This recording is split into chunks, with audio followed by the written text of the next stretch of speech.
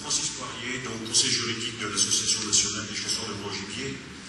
J'ai compris depuis le début de ce colloque qu'en réalité, la chasse ne sera acteur du développement durable que si elle remplit un certain nombre de défis. Et je crois qu'il y a deux défis majeurs. Le premier défi, c'est effectivement de faire venir à la chasse des jeunes qui n'ont peut-être pas cette sensibilité. Et là, j'ai compris qu'il y avait déjà au moins une piste de réflexion. Elle nous a été donnée par le président de Pontchalon, lorsque celui-ci indique qu'effectivement la Fédération nationale avait pris des contacts avec l'éducation nationale, parce que c'est effectivement à ce niveau-là qu'il faut que nous fassions connaître exactement ce que nous faisons. Le deuxième défi, auquel, pour l'instant, me semble-t-il, les réponses apportées ne sont pas suffisantes, c'est le bien-être animal. C'est un problème actuel, le bien-être animal. Et dans le cadre des contacts que je peux avoir avec le monde de la chasse, je constate qu'en réalité, on est un peu frileux sur ce bien-être animal. On a peur du bien-être animal.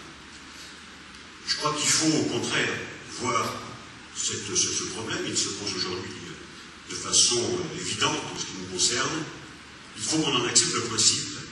Et il faut qu'on justifie tous les modes de chasse en prévoyant précisément un certain nombre d'exceptions.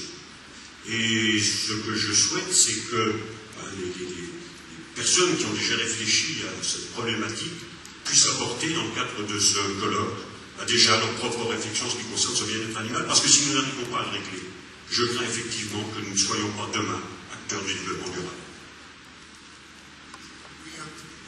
Un petit mot, Jean-Claude Saunier, président de l'UNAPAF, Union nationale des associations de pêcheurs agréés de France. Pas mal placé pour parler du bien-être animal, alors, entre parenthèses. Enfin, moi, le bien-être animal, ça m'embête. Ça m'embête parce que je ne sais pas ce que c'est que le bien-être animal. Moi, je préférerais qu'on parle de bien-traitance animale. Je sais ce que c'est que la maltraitance animale.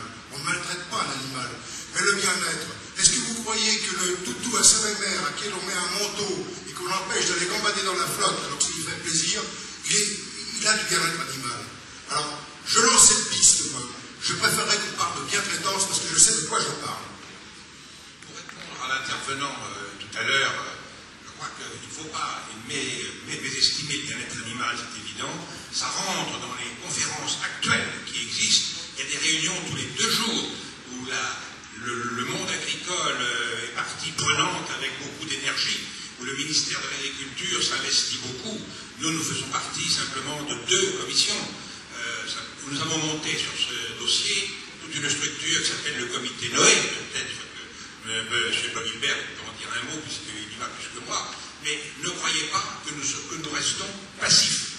C'est un dossier que nous avons pris à bras-le-corps dans le monde de la chasse, avec le monde agricole et avec toutes les instances qui s'occupent d'élevage en général, que ce soit les volaillers, que ce soit les vétérinaires, que ce soit... Et là, il y a une dynamique qui s'est mise en place. Je ne sais pas sur quoi elle va aboutir. D'abord, est-ce qu'on souhaite qu'elle aboutisse? On peut se poser également la question. Mais ou qu'elle aboutisse dans le sens que l'on souhaite, ou est-ce qu'on a envie de donner des gages à certains? Je n'ai pas la réponse encore. Elle est peut-être rue du Faubourg Saint-Honoré, mais elle n'est pas dans mon propos. Mais je voulais dire que simplement, c'est un dossier qui est pris à bras-le-corps avec...